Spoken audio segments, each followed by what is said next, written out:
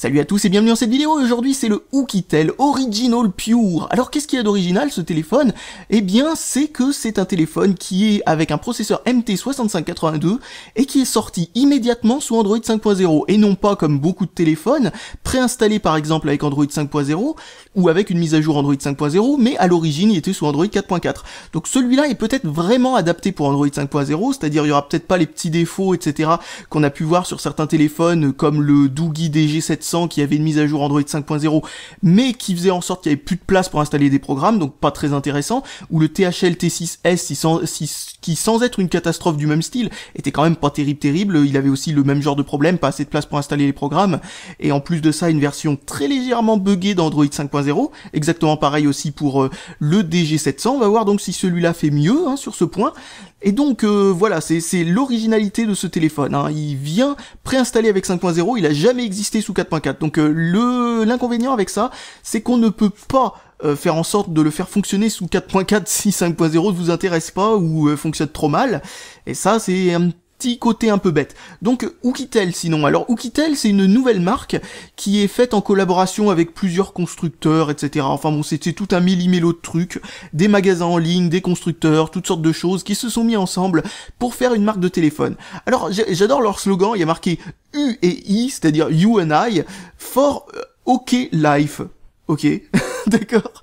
Je trouve leur slogan, enfin comme beaucoup de slogans anglais, chinois, on va dire, un petit peu bancal, c'est pas grave. Donc sinon il vient avec Android 5.0, comme je le disais, c'est un quad-core Cortex A7 1,3 GHz, ce qui se traduit pour ceux qui connaissent un petit peu ce genre de machin, en un Mediatek MT6582. Pour la caméra de derrière, c'est une soi-disant 8 mégapixels et soi-disant 2 mégapixels devant.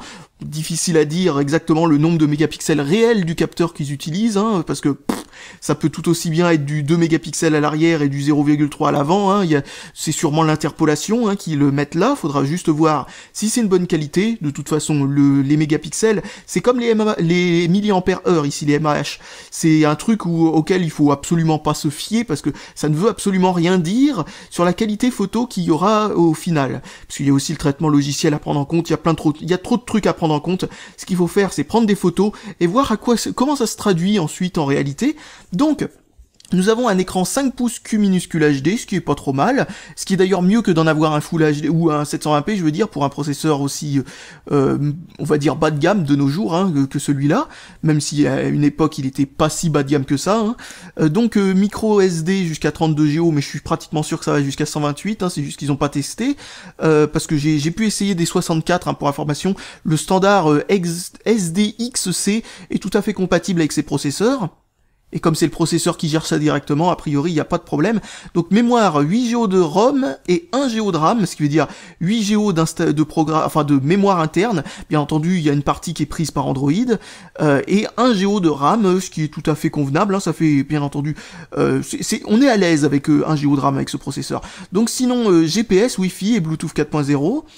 Et voilà pour ce qui est écrit derrière. Donc, qu'est-ce qu'on va pouvoir voir aussi de spécial ici? Alors là, il y a plusieurs langues de cocher. Oula, ça va. Qu'est-ce qui se passe là? Oh, c'est des boîtes gigognes.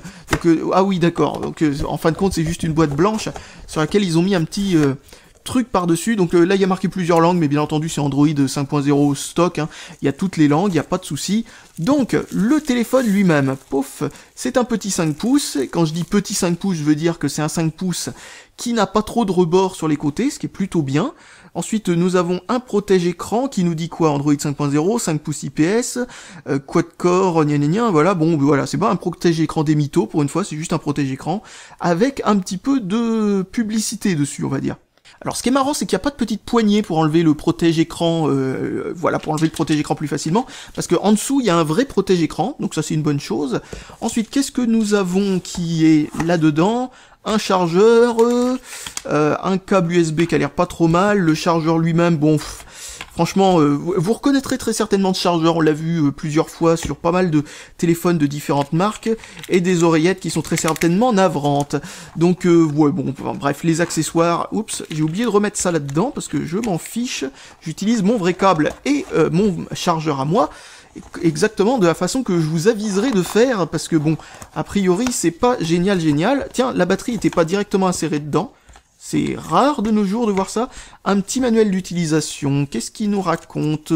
Oh, des choses banales et tout en anglais, un petit machin de garantie et une petite pochette dans laquelle devait être la batterie, mais elle en est sortie toute seule pendant le transport. Ok, génial. Voilà. Bon, autant dire que tout bouge à l'intérieur de l'emballage. Par contre, ouais, bon, il y a rien de particulièrement gênant en dessous, il y a assez d'espace, etc. Mais bon, voilà, ça aurait pu être un petit peu mieux protégé. Ah non, il y avait une enveloppe à bulles, j'avais pas vu ça. Mais bon, ça vient sûrement du site internet qui l'a envoyé et non pas en standard. Ah tiens, j'aurais cru que ce serait tout le machin qui se déboîte, comme d'habitude. Mais non, c'est juste l'arrière. Ça, c'est pas mal. Pour une fois, on n'a pas les boutons qui se déboîtent avec. Oh, et c'est solide, le plastique qu'ils utilisent. Ouais, pas mal. Enfin, je veux dire, ça a été solidement crocheté, quoi. C'est pas le genre de truc qui va s'enlever tout seul. Mais peut-être que l'inconvénient, c'est que ça devient plus difficile à ouvrir, ça c'est logique. Ça devient peut-être un peu plus cassant, je ne sais pas. Ça, c'est difficile à dire.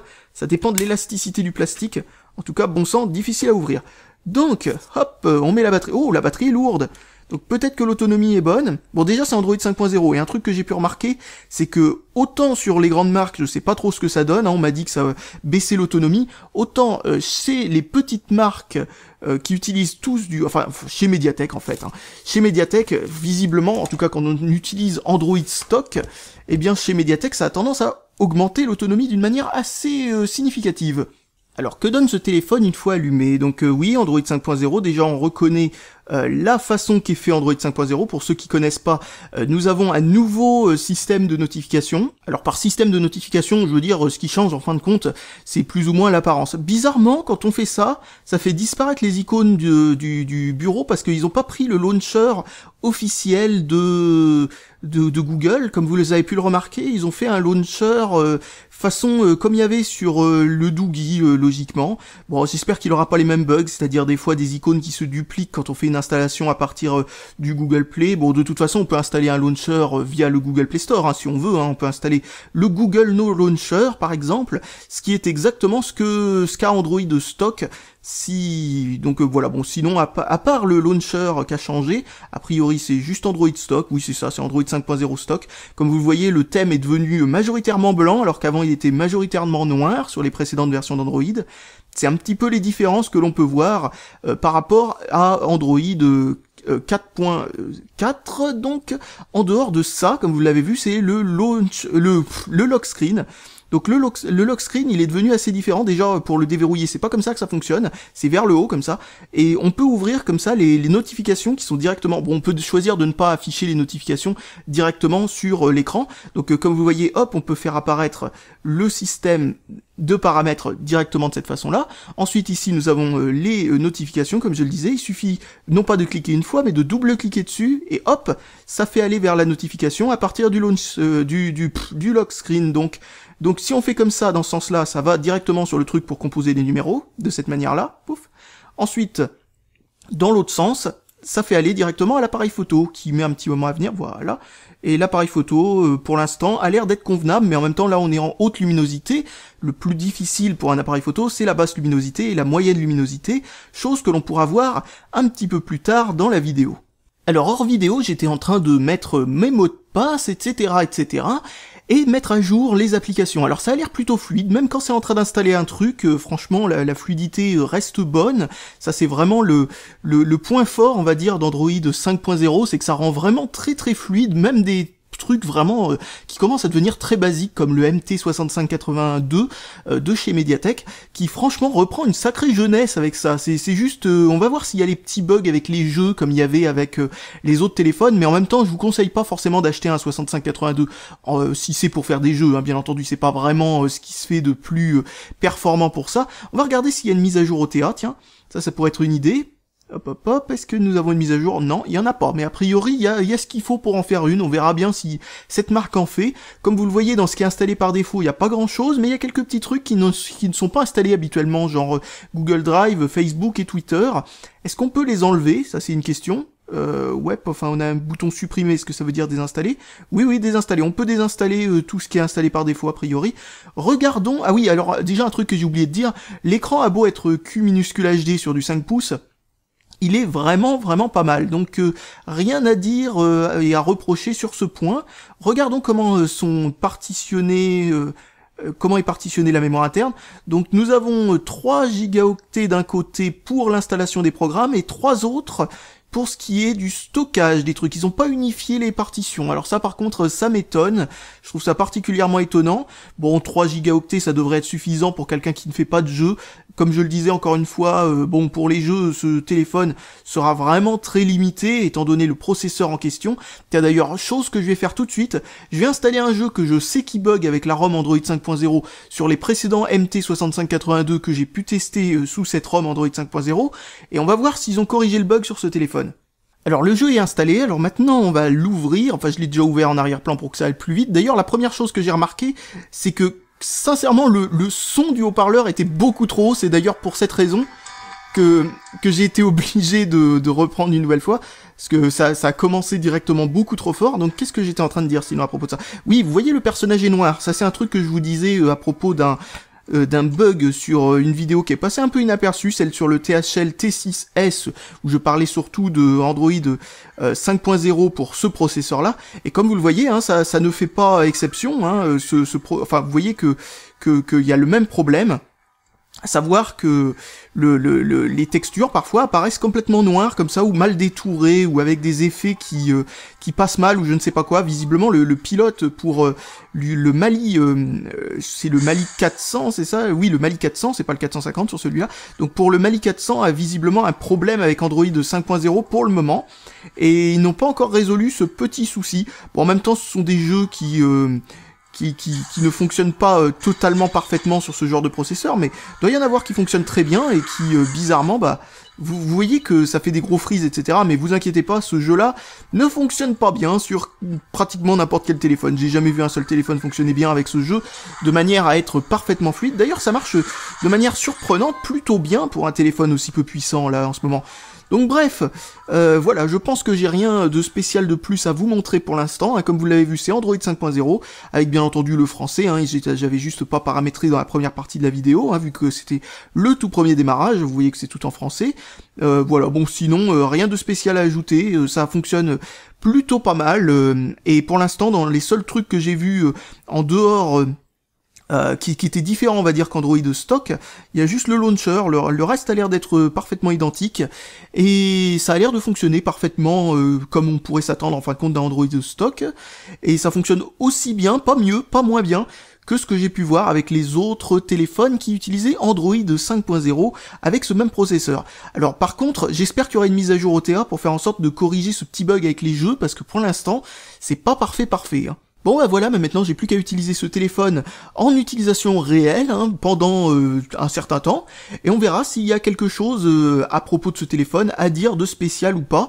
Pour l'instant, je vais tout simplement l'éteindre pour pouvoir mettre ma carte SIM. Et me revoilà après quelques temps pour la fin du test du Oukitel Original Pure.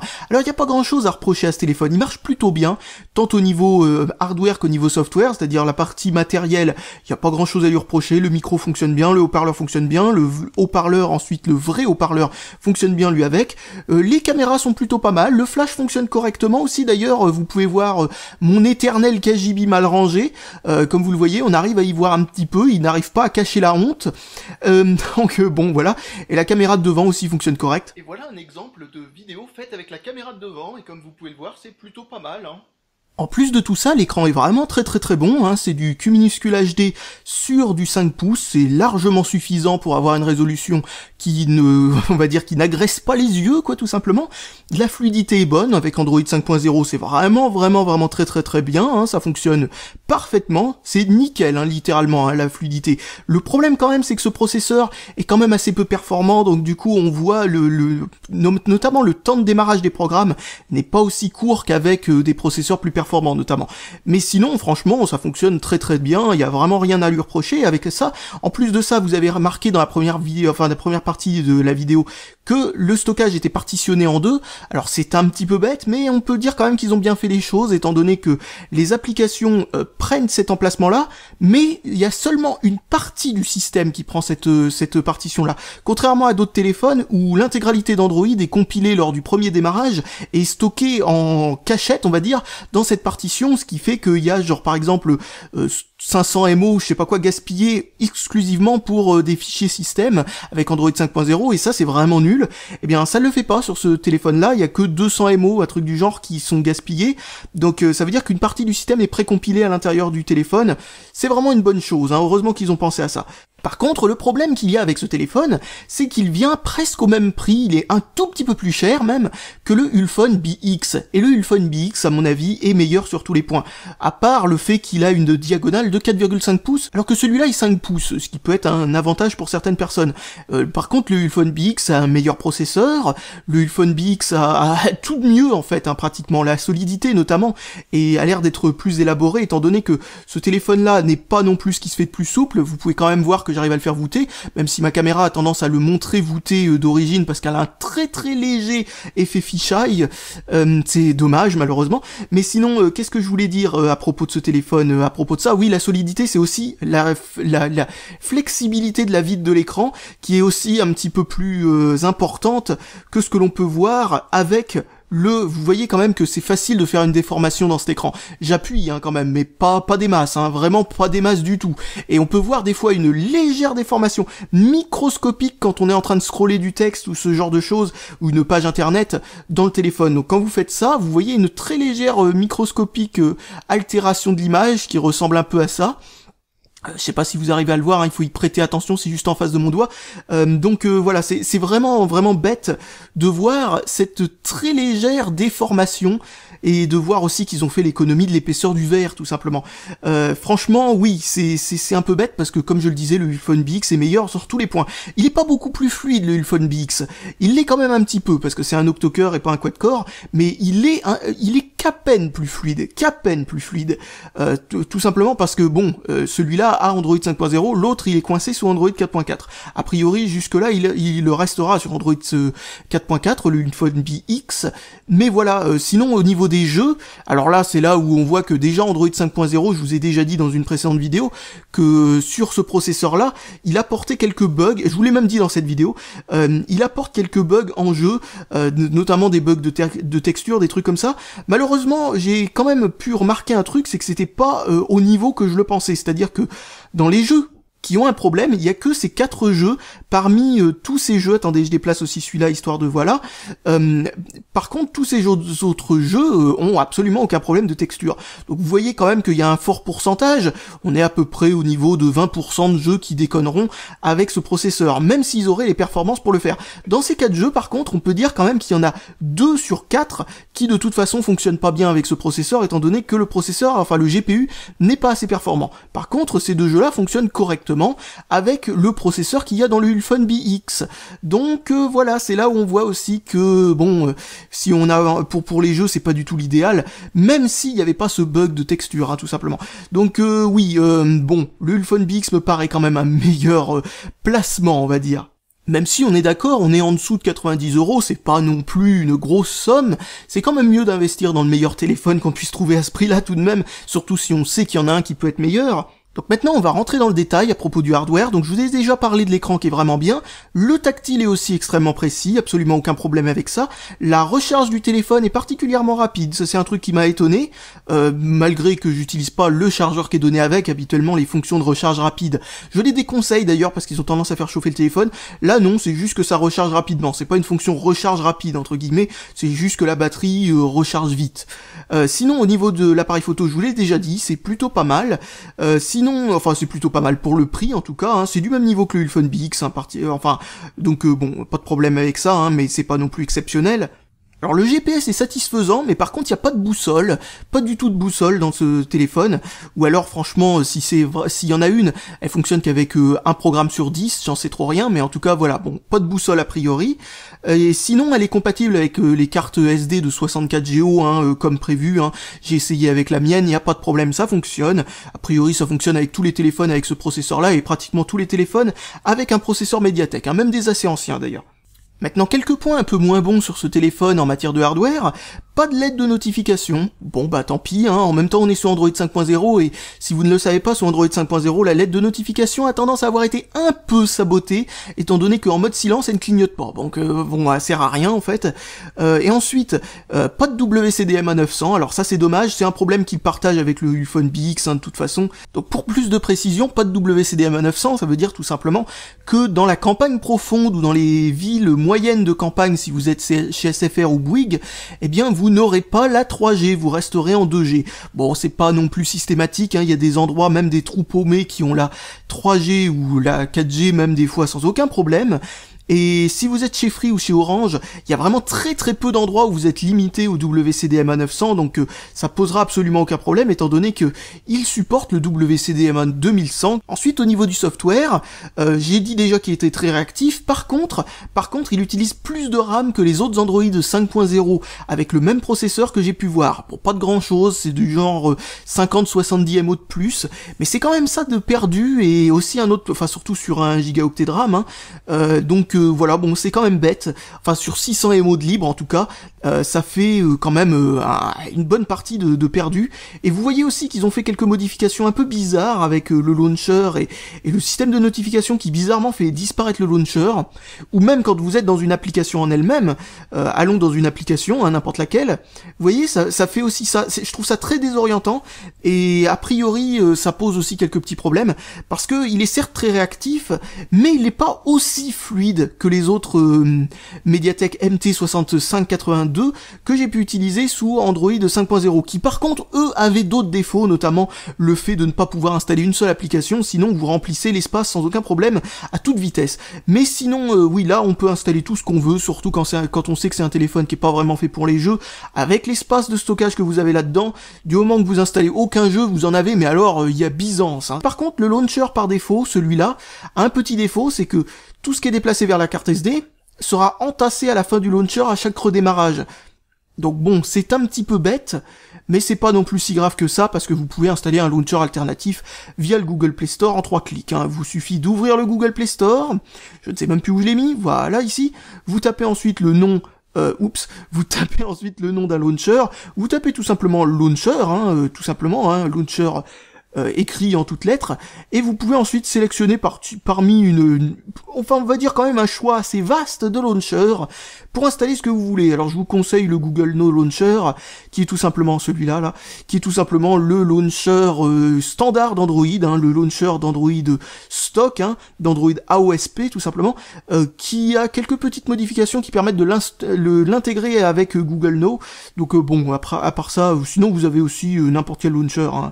Vous avez vraiment n'importe quoi de disponible pour pouvoir... moi, personnellement, si vous cherchez un truc qui est vraiment très léger et qui fait peut-être un peu trop rétro, mais bon, qui est quand même pas mal, dans le sens où vraiment ça lag pas d'un pouce, c'est ADW Launcher.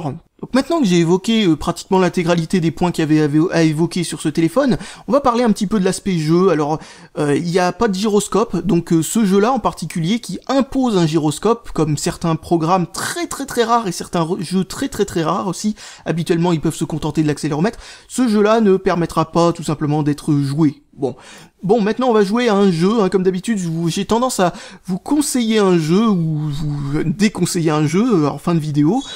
Et cette fois-ci, le jeu, c'est Kingdom Rush, qui est un jeu qui est devenu gratuit il y a très peu de temps, qui est une sorte de...